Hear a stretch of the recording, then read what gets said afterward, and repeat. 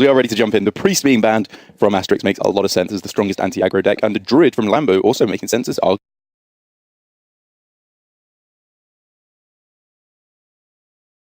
arguably the strongest anti-aggro deck, with the infamous armor gain and spreading plague just being taken out of the way right at the start. It is interesting to me just how aggressive this this meta is compared to the championships, which is basically the same standard of players. I know that some of these players are lesser known, but we still have like Jasayan and Galen and Kalento in this event, and it's just a totally different metagame.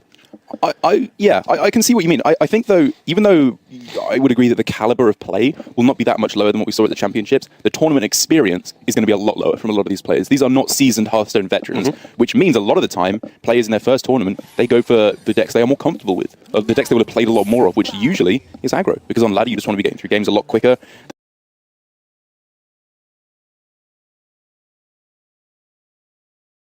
And it's just 4 decks that don't seem to target anything and don't seem to have any particular pattern. They're just good decks that they play, which is fine, by the way. Ball control, I mentioned him twice today. That's not just because he's here. But I mean, he lived off the first 6 months of last year by just taking the best decks of the tournament and being better at them than everybody else. Did very well with it. Exactly.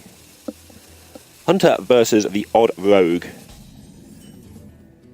Not a particularly good matchup, I would say, for the Odd Rogue, but it's not as one-sided as I think I might have once believed it was. Like, back in the day when this, I say back in the day, a few weeks ago. Back in the day when I was in January. When this Master's Call Hunter was first kind of rising to prominence, it felt very, very dominant against the Odd Rogue, indeed. I believe that was the Spellstone variant I was playing, with Spellstone at 5 mana, obviously, rather than 6 before the nerfs hit. But it felt like you could just gain early board control very often, survive against a lot of the damage they'd be pushing through, and then push for lethal, winning the race pretty much every time. I think this is the thing with metagames, though. That was the best deck at the time, and it's forced Odd Rogue out of the meta. Yeah. So you move to the version that no longer needs to be able to beat Odd Rogue, which is the current version. Yeah, that's true. And it sneaks back on you. It's like, okay, well, you're going to let me back into the meta, I'm going to play it again. Yeah. As Lambo here taking the quick options, not the value options, passing up a Master's Call there, I believe, off the tracking, which means he's going to be focused all in on locking down the board right now, which is a very understandable line of thought. With no Rexar in hand, he can't really be thinking about the long game quite yet. He just needs to think about survival above all else. Something we don't see much of anymore. Vicious Fledgling on 2. Coin Fledgling. Like, that used to be unbeatable, and these days it's just so easily dealt with. No. Coin Fledgling is difficult to deal with. Innovate Fledgling on 1 back before the nerfs, that was impossible to deal with. Naturalised. That was the dream. Oh, yeah. Well, because everybody was playing Druid. Yeah, exactly. Soon you won't be able to do that, because Fledgling will have rotated. That's what you're going to say, right? Nothing to do with Naturalised. That's exactly what I was going to say. You're correct. It's been an interesting card. I mean, this is a card that I'm surprised made it. If you'd asked me a while ago if Fledgling was going to get nerfed, I'd been like, of course it is. Everyone predicted it as a 1-star card from what I saw. Like, everyone just thought it's a 3-mana 3/3, it trades horribly, you never play it. And then it became amazing for a while, and then now it's almost living up to the original 1-star rating of it just never gets there. Yeah, I mean, I think it's a pretty good card. It fills a specific spot, doesn't it? It's an anti-control card, which turns out to not have been the best read in this particular tournament. I'm sure Ast3s will be hoping, just for any other 3-drop, you know, obviously he's got the Tar Creepers in there, which help a lot. And it is worth noting, he could have coined out the Tar Creeper last turn and tried to set up a protected Fledgling. It would have been very slow and awkward and given the Hunter a lot of time.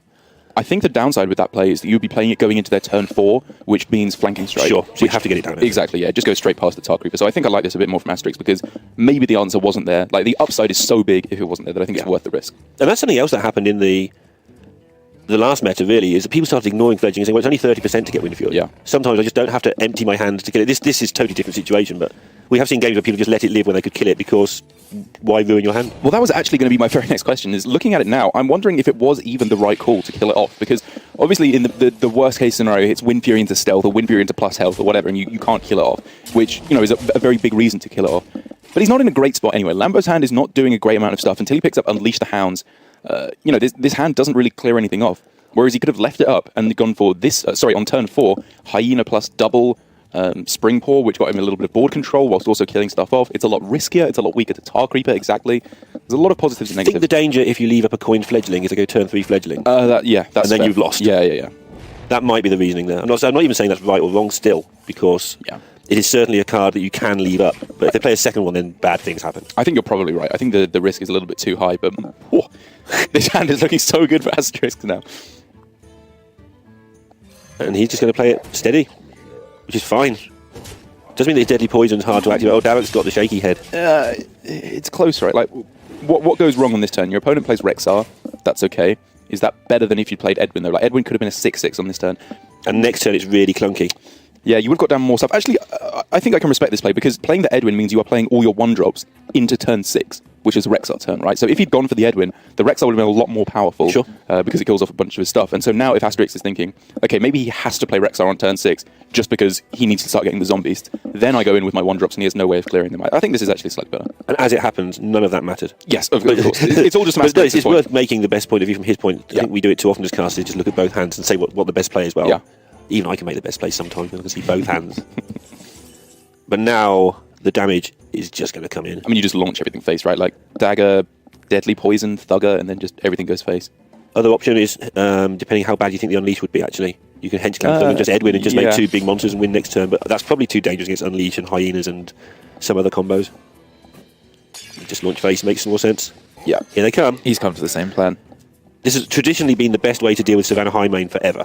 Just pretend it's not there and kill them. What's he going to do? Trade into a 1/5? Great, good luck. It's a shame that it's not the Pirate Rogue that you can sap the Highmane, because I think sapping specifically Savannah Highmane is the best feeling in the world. It is nice. It feels so good. Yeah, just you've spent your whole turn playing this thing, and I've got a whole turn minus a couple of mana. Exactly, but like if they played Boulder Fist Ogre and you'd sap that, even though it's technically exactly the same, it doesn't feel as good. Yeah, it's not as good. You didn't get rid of the Death Rattle. It's a good point. But as we are prattling on about sheer nonsense, I think we can clearly see that there's pretty much nothing left for Lambo to do to pull this one back. Yeah, not looking playable. Goes to 1-0 to Ast3s. Which is a big win. The Odd Rogue can struggle against some of the aggressive lineups, I think it's fair to say, because it just doesn't get quite so strong of a lockdown on the board. I think to talk about the who are the winners and losers of a very aggressive meta, though, because if a lot of players haven't, well, we've been seeing very little Xeric's Cloning Gallery Priest, which is a pretty good prediction. If you think there's going to be a bunch of aggro, don't bring Xeric's Cloning Gallery. It will just get beaten up, I think, a lot of the time. But then if you're predicting it even better, you start bringing decks like Ast3s is here, like Control Priest. Dragon Control Priest is brilliant against aggro. Odd Warrior, like Jordude has got, it got banned in the one series we saw from him. That's a win. And I've been surprised for a while that Odd Warrior wasn't the pick, but it was correct not to be taken to those events because of all the cumbersome mid-range greedy decks that have been about.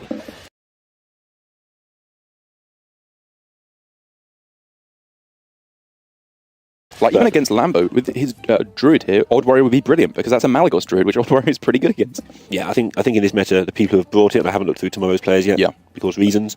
Don't look at me like that. I'm not looking at you like anything. I think those players will do incredibly well. Right. Because you just get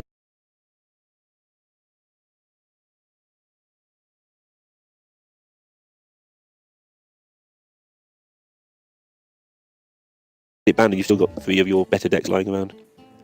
And this situation for Lambo, I think, is absolutely fascinating, with the 2 options he has, really, of going Coin Hyena on this turn into, obviously, Razormaw, Master's Call, Dire Frenzy, blah, blah, blah. It curves out very nicely. Or going for 2-drop on turn 2, be it Razormaw or Hyena, Coin Frenzy, and then Master's Call afterwards to draw it again and play the buffed up minion. It was a very close choice, and so is this. I don't know, I honestly think I would have preferred the other way of going about it, because if you coin Hyena and they play, what are the 2-drops they can play? If they play Acidic Swamp Ooze, yeah, there are some good adaptations. You want to hit Divine Shield plus Hell. Just go for it. Needs a poison. But if they're playing Doomsday, you need exactly poison. Or plants, I guess. Which he did not hit. Yeah, or just plus attack, like to get that damage through your face. But yeah, and you walk into this a lot of the time, and you do sort of corner yourself into, if you're going to do that first turn, I think you have to back it up with a Razormaw. This is just so utterly miserable now. Because it's the only way to get value out of your Razormaw is to get the poison and win the game on the spot. Yeah. Because otherwise you end up doing this next curve, and your Razormaw just gets stranded anyway. And if you had kept that coin, eventually...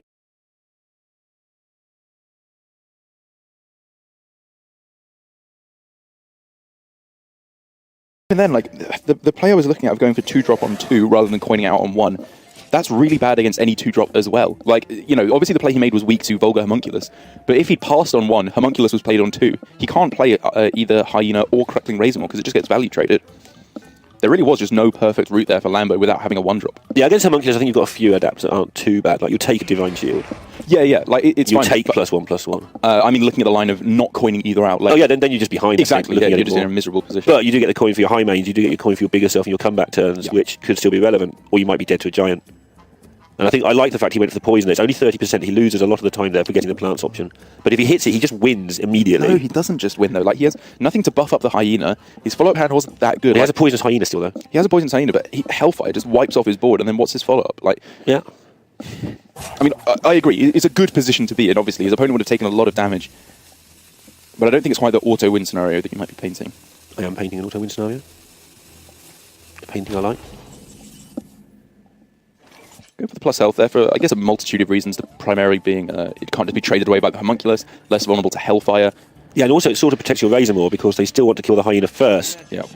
But unfortunately, you end up with this situation where... It's just not working out. Could he have traded differently there to avoid his own defile being problematic later on?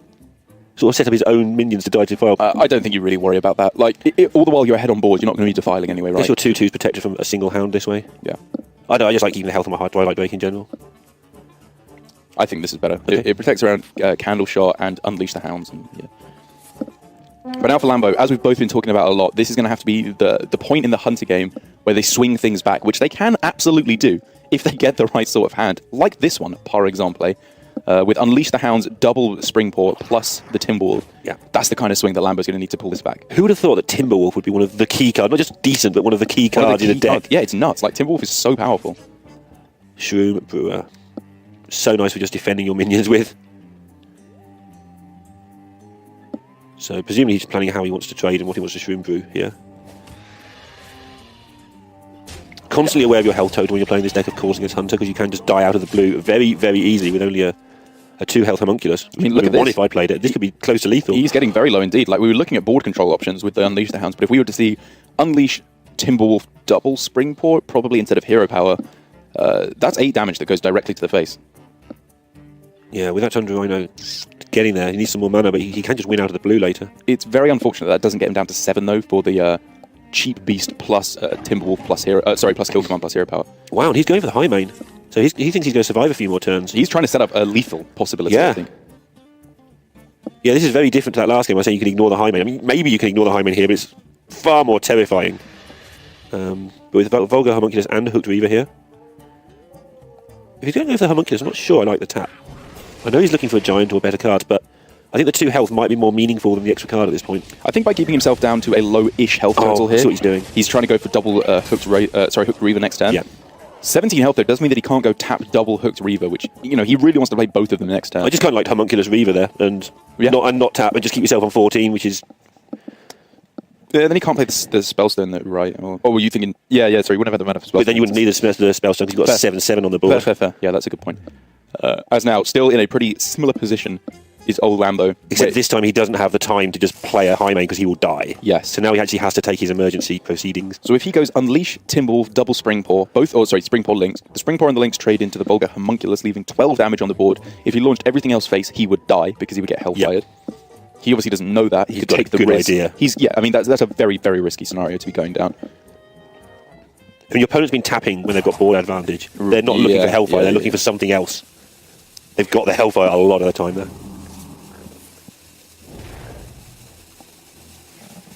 Die Frenzy seems pretty slow. I mean, this from Lambo, to be perfectly honest, it just feels like he's been saving his key cards for what? For way too long. The game's over now. Ast3s has lethal with the Hellfire. And I think Lambo, he was trying to set up for one ultimate one-turn kill, right? Where he goes for Unleash, Timberwolf, double Springpaw, Hero Power, Kill Command, whatever. Sure, but you forgot about his health total. To go for a 2-turn lethal setup instead. And I don't think he identified the trouble coming. I don't feel that he realised that he just had to start using that stuff early. However, for Ast3s now on the Hunter on his side, getting the 1-drop into Razor War is a very nice way to get the ball rolling. It's not the dream 1-drop. You'd much rather hit, obviously, the Diamond, so it's not vulnerable to a coin Hero Power. But as we can clearly see, Lambo is going to be unwilling, I think it's fair to say, to go for coin Hero Power with a hand like this. I want to see what sort of Edwin he goes for. given what he did last turn. Yeah. But yeah, any 1-drop will do. As you say, it's not the ideal one, but it's a 1-drop. Yeah, 1-drop into Razor War, it's perfectly good enough. If he can get himself Divine Shield, that looks very nice to me indeed. On a Timberwolf, yes please. Yeah, I think what would be the best one? +1/+1? I don't know, I like +3 health. It's just going to sit around, yeah. +3 health would be right. +1/+1. Yeah. Probably not so much because of backstabs and stuff. This is the that's fair. Yeah, I guess +3 health was the nuts, but it's still looking mighty good here for Ast3s. I mean, this might have been the best one as things worked out, because he's got to hit it with 2 things. Yeah, that's fair. It's not a huffer. I think you're probably happy to take this. This is better than a huffer. Yeah, I guess so. So what are the options now? Oh yeah, actually, I'm still in odd rogue mindset. I was thinking Deadly Poison can take that out with the dagger, but obviously not quite enough. What can you do with Coin Raiding Party into deck hand would be the first thing I look at here. So you can play the Dread Corsair as well. I was looking at Edwin's stuff, but yeah. So I guess if you go for Raiding Party this turn, the next turn you can go Shadowblade Dread Corsair. Yep. But you kind of want to save the coin for Valspine as well. This is a densely complicated turn. Unless you go Deadly Poison for a 1-mana Dread Corsair. And then play a deck hand. Kill some things. That doesn't seem to kill enough, but...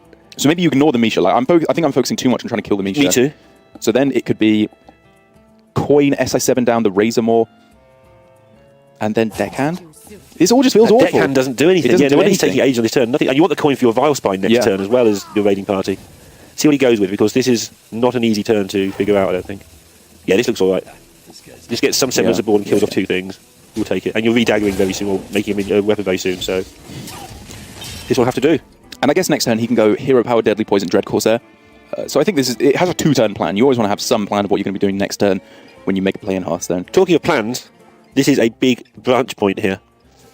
How so? Well, you can play Timberwolf, Spring Pause, clear up board, have sort of this weak but wide board that's really good against Rogue, or you can miss this turn, play Master's Call, and then have an amazing rest of game. Well, how do you specifically do that then? Because your board doesn't become that wide, right? Like if you go Timberwolf, triple Spring Paw, you trade in 2 of them, and then you're left with 3 minions on board. I guess that's all right. Your opponent sort of just struggled a little bit to deal with a semi-wide board last turn. They might not have too much to deal with another one. Not running Fan of Knives as well. But I don't think this was obvious. I think going the other way would be okay with Master's Call and just play a slower game.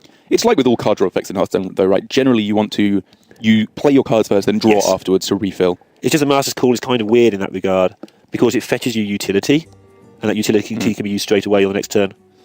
But here we go. To pick up the backstab, it makes this very interesting, actually, for Lambo, is on this turn, we could now see... the interesting thing about the backstab, I suppose was unsaid, is do you use it now to gain yourself health, or do you use it next turn with the Valspine to gain more tempo? Because that could be a very powerful swing. And that comes down to if you think this Raiding Party is actually going to be useful in the next few turns.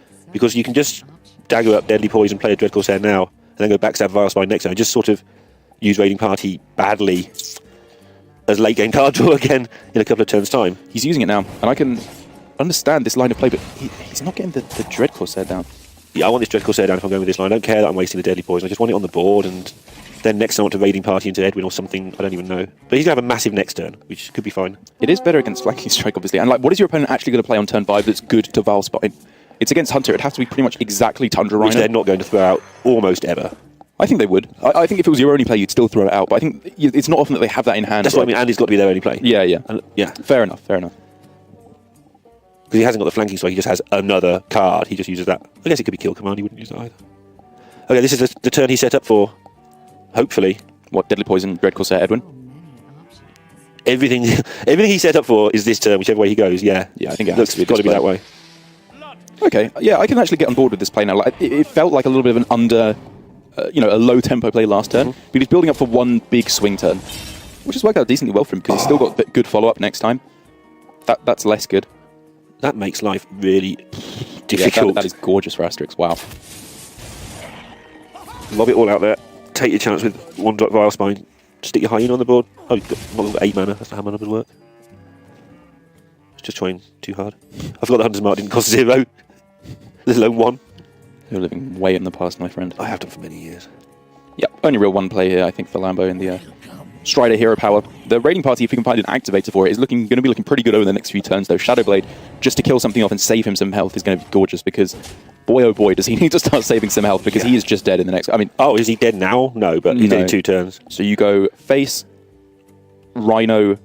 So it's 2-turn lethal. It's just Rhino, it's guaranteed Hero Power, 2-turn and then lethal, right? Hyena, Kill Command, Hero Power. Yep, no healing in the deck. I think that's pretty much guaranteed lethal. Unless, of course, Lambo can kill his opponent from 30 with 7 mana in 1 turn. He's got Leroy.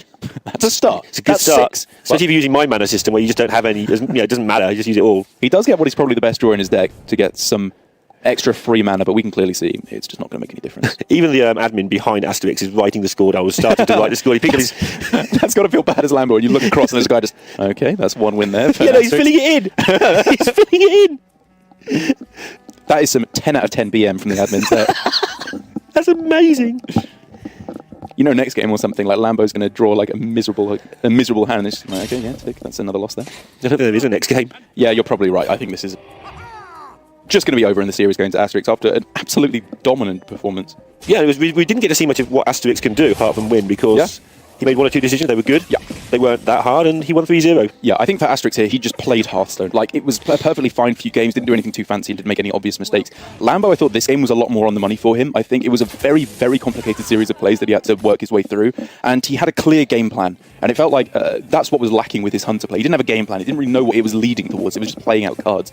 Whereas in this game, it felt like, every turn he was thinking, what am I going to do next turn as well? Like when he went for the early play of Deckhand plus SI7H, and he was like, okay, next turn I can go for Deadly Poison plus Dread Corsair, and then I can go into an big Edwin turn as well. He's always thinking 1 turn ahead, which I think is a lot more what we need to see from him if he's going to do well in this tournament. Yeah, and he's got a decent start. He's 2-1 now. Obviously getting that bye against Fuji, so he's 1-1. Yeah. He has got time to get it together, have a chat with some friends, and which of those 2 games is better, and explain to him, don't do that really greedy Hunter thing again. Yeah. So that's 2 more matches down. I think we're down to 2 more to go. That's right, 7th match out of the way. It has been staggeringly aggressive here, and I'll be very interested to see if that actually carries on tomorrow when we get to the latter half of the matches, because it's arguably the more prestigious players that are going to be on the second half of the group stages, and I'm interested to see if it's going to be just as aggressive. Talking of prestigious players, though, next up we do have La Song taking on Orange. That's so hang around, catch you for that one.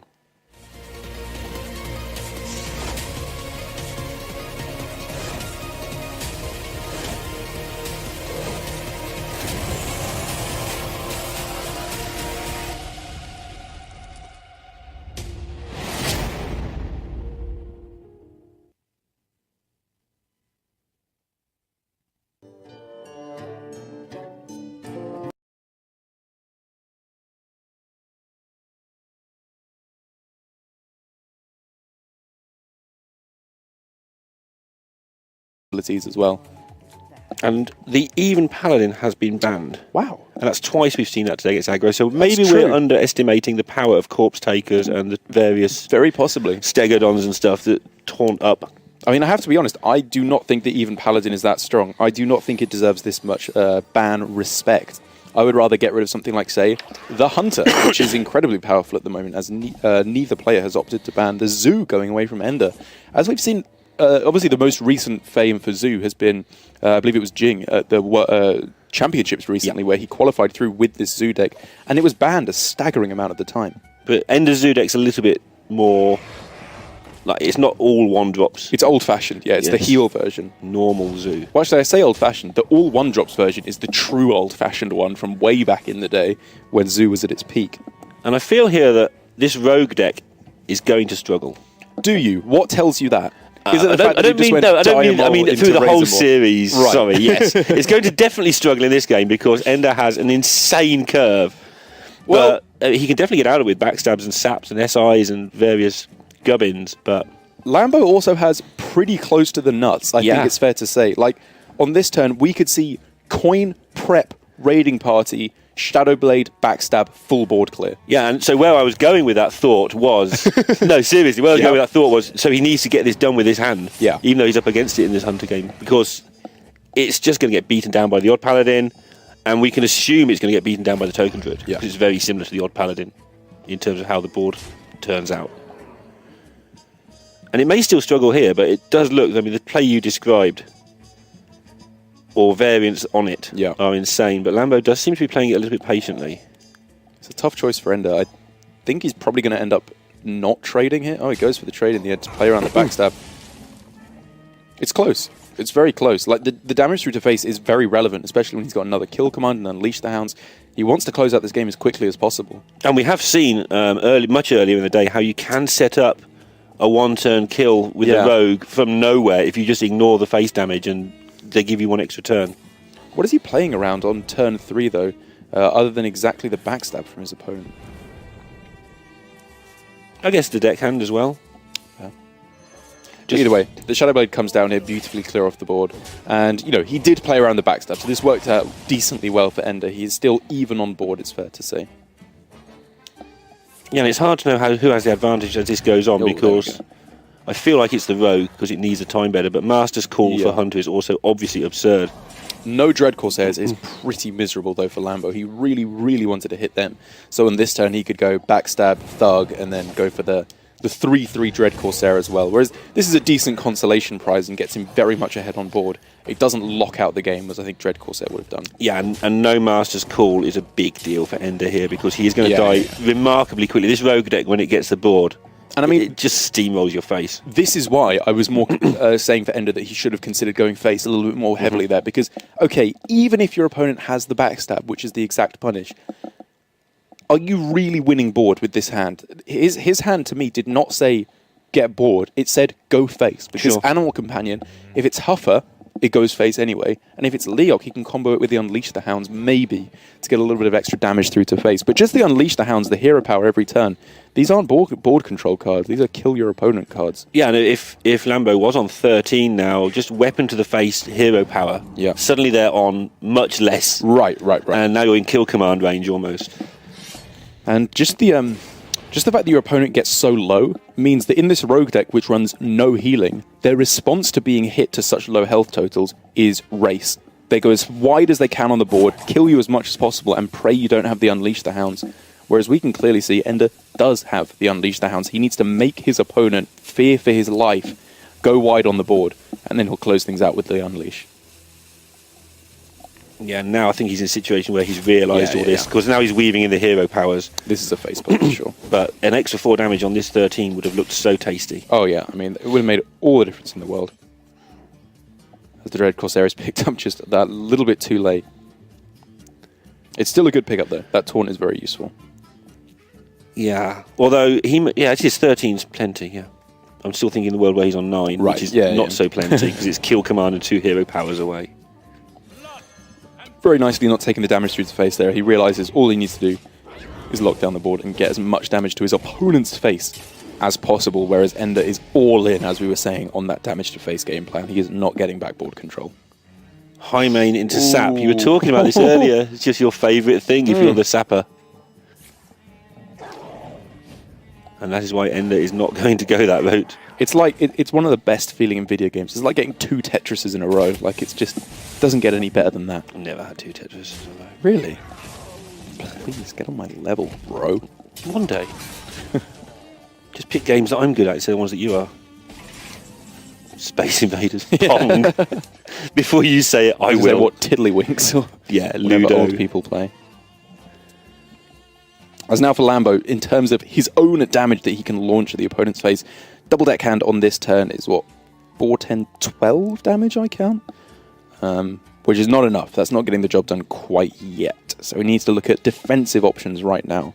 And again, he thinks he's dead to kill command, but luckily for him, there's nothing he can do about it, so he can ignore the card that isn't there. Right, yeah, okay. It's almost an advantage that he can just ignore the card that isn't there. Yeah, if you're dead to it, you are just dead to it. What you know? Oh yeah, sorry. It would have to be cheap beast plus kill command, so 2 mana or less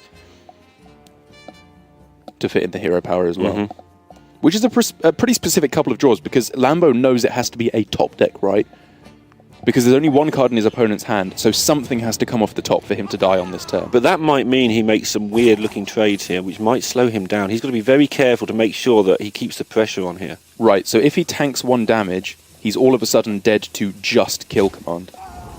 And I think he will play around that by trading here. Yeah, he's dead to Razor Maw +3 as well at the moment. So yeah, he's getting rid of that. So that's a realistic thing that could happen. This means it has to be a combination of cards for him to die on this turn. Ooh, that is not that combination of cards. It's not, and now Ender's the one who needs to work out, am I dead next turn or am I not? How much damage is he taking? He's got 2 and then 7 plus the 7, 14. He's not dead as it currently stands, even with damage from hand. So what's his method for setting up 2-turn lethal himself? Flanking strike the 5/4 and put everything else face? I mean, that's what I'm looking at. Which is the world's weirdest play, but... Would you even flanking strike? Would you just pass? You want the 3/3.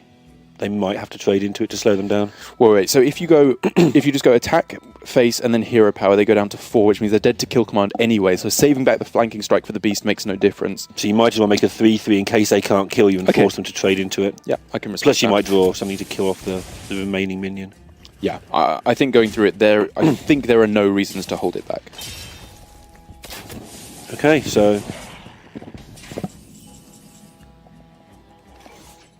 And now just sap that thing, because Ender wants it for a reason, and stick everything else into the face. Myra's Unstable Element, I don't think gives any outs for lethal, because he has exactly 14 damage on board. But it can fetch him a Dread Corsair. Up to 16.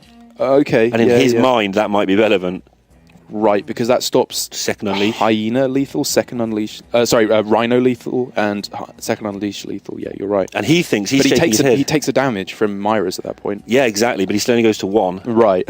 So we might see a weird play here because we have caster vision where he Myra's. Surely he just saves it though. Like he just looks for lethal next turn with it. Yeah, I think I like this more. I prefer it. I definitely prefer this. There's definitely a trap he could fall into. That's why I was trying to highlight it. It was worth considering. Like it takes out a couple of outs for lethal. Yeah, and you can afford to play the flame elemental because you're dead to unleash anyway. Yes, so you might as well just jam it on the board. Yeah. And now for Lambo, it's all just praying that Ender doesn't have it. He doesn't at the moment, and he still doesn't. And sapping the wolf, it's not it.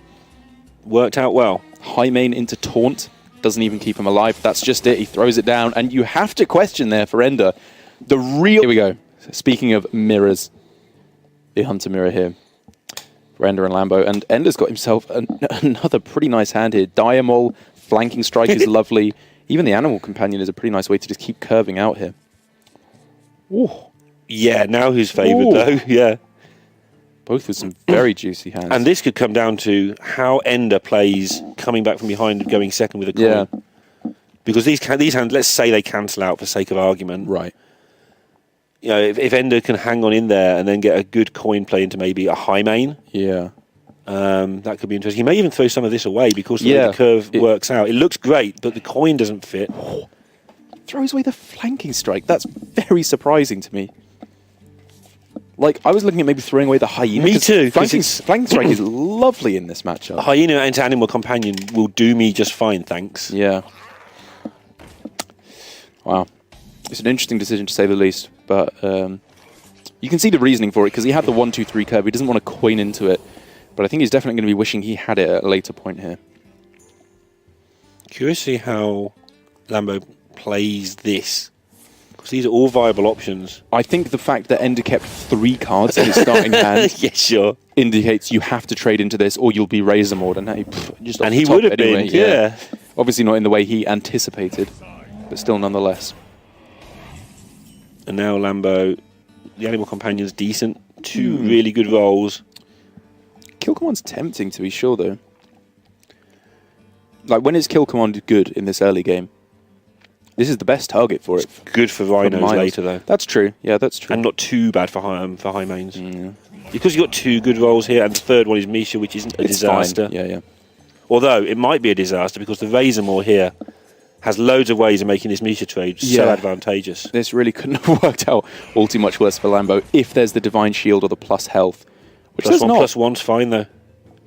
The thing is, Ender won't be happy about it because he'll be expecting to be hit with lynxes and stuff, but they're not there. Yeah, it's fine here. Razormaw action. Yeah, just looking for the spring pull here instead makes a lot of sense. And there you go. Board resets and the game continues. Yeah, and I love the trade here as well to play around flanking strike. I think that's definitely the way to go. Keep it nice and even. Yeah, and that's the payoff. Now Ender has no turn. And Lambo has got a pretty nice series of plays. Tundra Rhino here, I suppose, isn't ideal because it just gets hit with flanking strike on the backswing. But this is why you play 2 of them, so you can waste 1. The old way of playing it was with 1 because it was so good, but... I don't even mean that he's afraid of wasting it. He's just afraid of the fact that it's just a bad tempo play. He's just lost board control all of a sudden. I mean, Rhino Lynx clears it without even looking. Lynx Razormaw is an option. Jam a high main. On 6. Yeah, I like this a lot. Just jam the high main. And you can see it. This is why there's been a lot of debate over the last few days about this specific card in this specific matchup. High main in the Hunter mirror can be very powerful indeed just because it powers up your damage race so heavily and there's very little that your opponent can do to answer it. Well, what's better than a high main? Apparently not 2 high mains.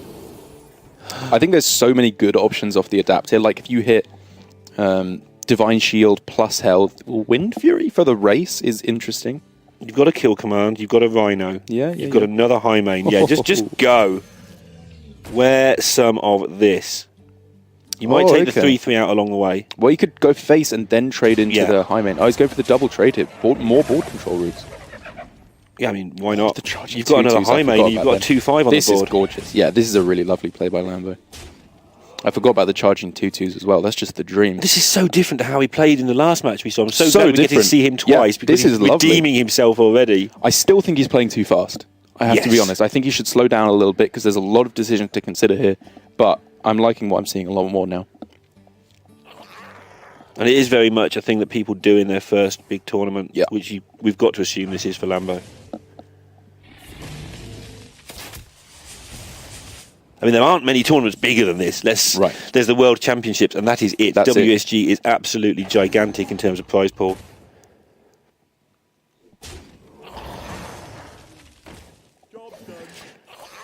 So the Unleash Punish is kind of irritating here, but it's not desperate with the hand he's got. And it's not even a punish in this situation. Of course, the odd numbers just don't line up with the buffed hounds in any way that helps Ender. However, the Timberwolf being picked up...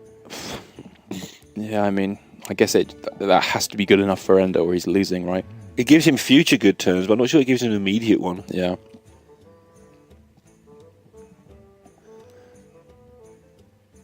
So he can Timberwolf and kill command the... Oh, that's what he does. You Timberwolf and you kill command the High Main. And then you can trade in your Unleashes into pretty much everything. Yeah, I guess that's and then just hope to draw something with your Rhino next turn. Yep. Hope to get Rexar or Master's Call, basically, at that point. Tracking isn't bad either, just to get through to those cards. You're not winning the race, so I think you have to defend with a kill command. Yeah, okay. And now you get a buff out of the Wolf that matters. Yeah, all these 3 health guys are really annoying, like you said. Maybe send some of them in to go face. I think you do. You trade into 3, you want to stick the rest into the mush. Yeah, this makes sense to me. Get that damage through. Maybe you get the... It's weaker against a reactive Unleash. It's just weaker against this exact hand. So much call and response from both of these players here. They're just having exactly what they need. Or, well, I should say Lambo's having exactly what he needs to do with Ender. Ender's having to scrabble to pull himself back into this game. Ender kept that hyena. And so here it is. There is one boy in particular here who would be very welcome indeed for Ender. He's quite a good card, I've heard. He's a very good boy. He wrecks these boards. And he has not That been is not drawn. that boy. Yeah. And now you've got to play a Tundra Rhino to kill off a Huffer. Yeah, this is starting to look like game here.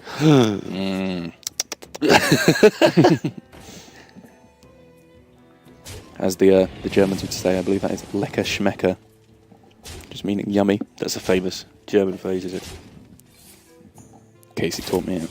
Oh, well, it's got to be true then. Yeah, I probably said something incredibly offensive. And there we go. Even with the Dire Frenzy, I don't think that's quite going to get the job done. It's Hero Power, Kill Command. We'll be able to close this one out for Lambo. 2-0 up, a lightning fast start up against Ender, which I did not anticipate. I have to be honest. I thought Ender's aggressive lineup would be very nice against Lambo's slightly slower lineup, just because it would get there quicker. But so far, Lambo's play has just been pretty spot on, I think. I like a lot of what I've seen. Yep, and this is why we show groups rather than one game a lot of the time, because we need to see players twice. Especially in a big tournament, you can have a moment, and we saw an inexplicable... I find.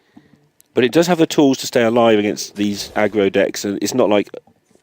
It shouldn't struggle 3 times, but it can. And Derek's response, I mean, these are like... sitting next to me, just says it all. Look at this hand, ladies and gentlemen. Every one of these cards are good. These are all what you want against Odd Paladin. Our favourite admin's filling in the scores in advance again. There we go, 3-0. Yeah. I mean, we are joking a little bit here because there are a lot of new tools in Odd Paladin's arsenal that can help to swing this back. Obviously, losing fairly recently, the level up is the real blow to this matchup that makes it so difficult. But the Frostwolf Warlord, which has made its way in, while it is not that good in a lot of the matchups, against Druid, it basically forces them to have the Naturalize to deal with it, or you can just pull irreparably far ahead. Yeah. I mean... There isn't a play for a turn or two, I guess, but Ender has nothing.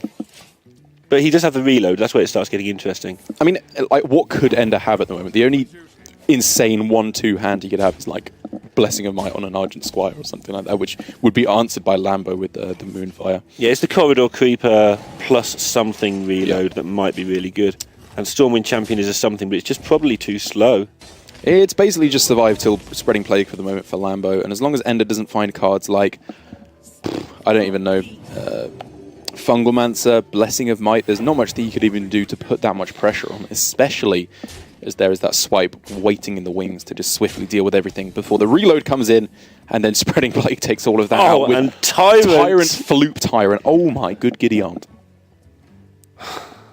Wow. Yeah. And this is a shame for Ender if this does go to 3-0, because here's a player that doesn't get much exposure despite being... Honestly, he's good. Yeah. We haven't had really chance to witness that at all here, but he is a very solid player. Das is schmeckt. That's all I'm going to say there. What did Casey teach you this time?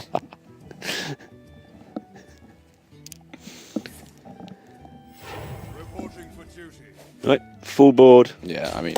Yeah, Darrow doesn't want to cast this game anymore. There's nothing to say. There's nothing to say. Turning to Jerry Seinfeld, my voice is going so high pitched, losing it at this game. I mean, I guess you could argue there's merit to not going swipe on this turn, because if you can take the damage, then you want to get the best Spreading Plague possible next turn. Yeah, and then... Oh yeah, well, I mean, why would you, I guess? Yeah. Why even attack anything? This... Oh yeah, okay, sorry. You put the one on not Spreading Plague. Yeah. If he was going to kill a 1-1, I would say that's a mistake, because you play into Frostwolf Warlord. With this play, there's nothing that can even be played.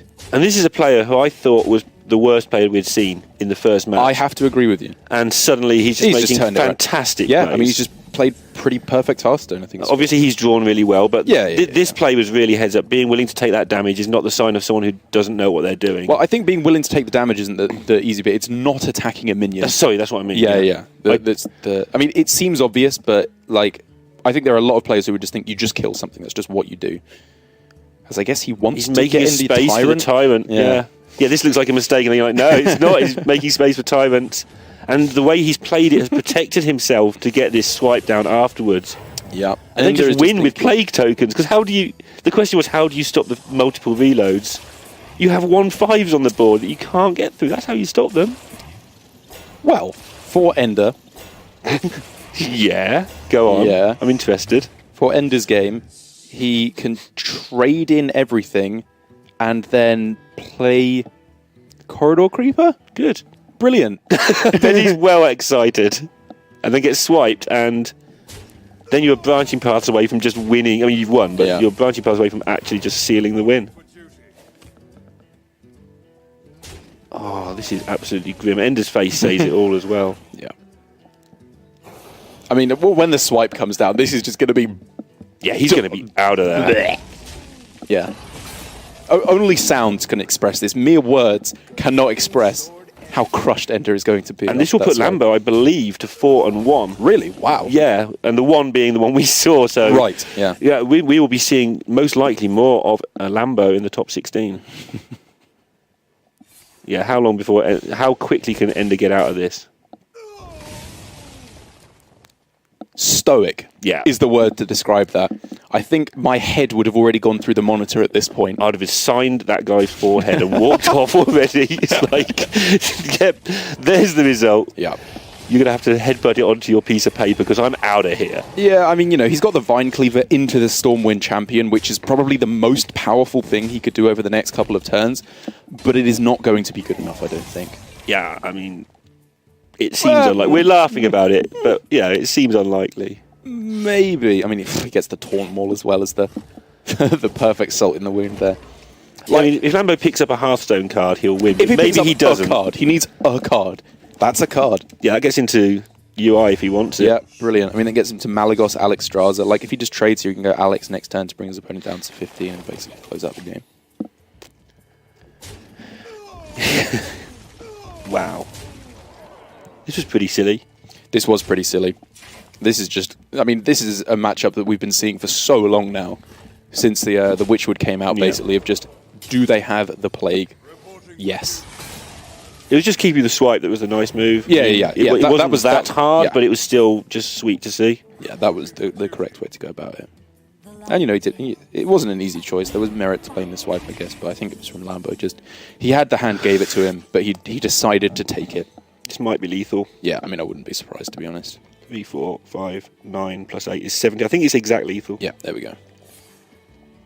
He sees it, and I think that's going to be Ender. We only got to see him once on stream. For 10 seconds. And he just got absolutely obliterated. Yeah, and that'll be him 2 and 3, so he'll be out of this tournament. I think he'll have one more match, but I like the big groups. Actually, I think that's him done. I think that is him out and finished. I like the big groups. You get 5 matches. You don't just fly all the way to China and play a single limb or some Swiss where you're battling back from 0-1 all tournament.